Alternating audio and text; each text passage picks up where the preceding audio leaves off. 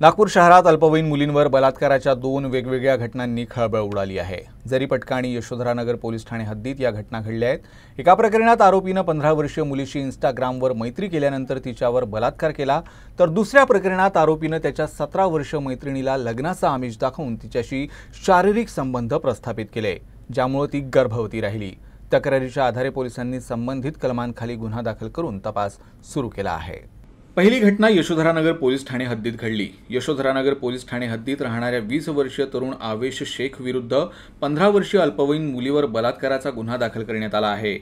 पीडिता आणि आरोपी यांच्यात इंस्टाग्रामद्वारे मैत्री झाली होती। 11 सप्टेंबरला त्यानं मुलीच्या घरात जबरदस्तीने प्रवेश केला आणि तिच्यावर बलात्कार केला। तिला वेगवेगळ्या ठिकाणी नेऊन देखील तिच्यावर बलात्कार करण्यात आला।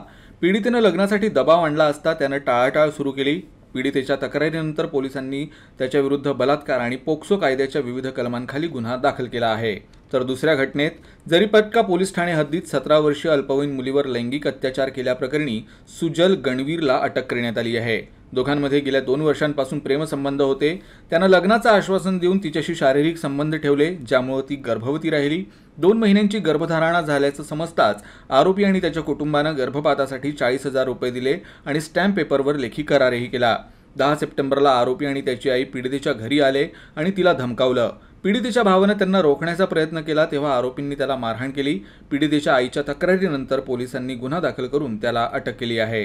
2 दिवसापूर्वी पुन्हा तो मुलगा त्या मुलीच्याकडे येतो जातो अशी माहिती मिळाल्याने फिर्यादी आणि हे त्यांना भेटले असता आरोपीने त्या फिर्यादीच्या आईला त्याच्या भावाला अशी मारहाण केल्यामुळे ते पोलीस स्टेशनला आल्यानंतर ती माहिती तक्रार नोंदवून पीडिताच्या आईची तक्रार नोंदवून गुन्हा दाखल करण्यात आलेला आहे।